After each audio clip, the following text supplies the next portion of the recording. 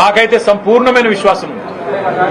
వారిని నేను కేసీఆర్ గారి తరఫున పార్టీలోకి ఆహ్వానించడానికి ఇక్కడికి వచ్చినాను. వారు సానుకూలంగా స్పందించారు. మాకు కేసీఆర్ గారితో నాకు వ్యక్తిగతంగా కూడా చాలా అనుబంధం ఉంది. కానీ మీరందరూ వచ్చారు, ఆహ్వానించారు, సంతోషం. కానీ ఒకసారి నేను కేసీఆర్ గారిని కూడా కలిసి ఈ రాబోయే 2-3 రోజుల్లో నేను నా నిర్ణయం తప్పకుండా చెప్తానని చెప్పి జీవన్ రెడ్డి గారు చెప్పారు. చాలా సంతోషం. నేను వారిని కోరేది ఒకటే, ఈ రాష్ట్రంలో రైతులు, ఈ రాష్ట్రంలో పేదలు తిరిగి వారి మొహంలో చిరునవ్వు రావాలి అంటే కేసీఆర్ గారు ముఖ్యమంత్రి కావాల్సిందే. తిరిగి మళ్ళీ కేసీఆర్ గారు బాధ్యతలు మాకైతే సంపూర్ణమైన విశ్వాసం ఉంది. వారిని నేను కేసీఆర్ గారి తరఫున పార్టీలోకి ఆహ్వానించడానికి ఇక్కడికి వచ్చినాను. వారు సానుకూలంగా స్పందించారు.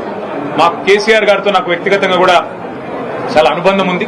కానీ మీరందరూ వచ్చారు, ఆహ్వానించారు, సంతోషం. కానీ ఒకసారి నేను కేసీఆర్ గారిని కూడా కలిసి ఈ రాబోయే 2-3 రోజుల్లో నేను నా నిర్ణయం తప్పకుండా చెప్తానని చెప్పి జీవన్ రెడ్డి గారు చెప్పారు. చాలా సంతోషం.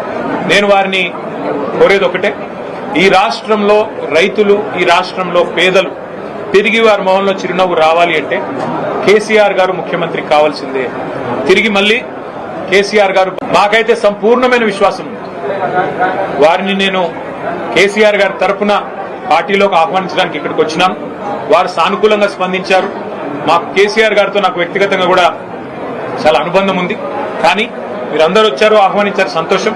కానీ ఒకసారి నేను కేసీఆర్ గారిని కూడా కలిసి ఈ రాబోయే 2-3 రోజుల్లో నేను నా నిర్ణయం తప్పకుండా చెప్తానని చెప్పి జీవన్ రెడ్డి గారు చెప్పారు. చాలా సంతోషం. నేను వారిని కోరేది ఒకటే, ఈ రాష్ట్రంలో రైతులు, ఈ రాష్ట్రంలో పేదలు తిరిగి వారి మొహంలో చిరునవ్వు రావాలి అంటే కేసీఆర్ గారు ముఖ్యమంత్రి కావాల్సిందే.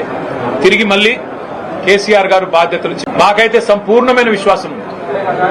వారిని నేను కేసీఆర్ గారి తరఫున పార్టీలోకి ఆహ్వానించడానికి ఇక్కడికి వచ్చినాను.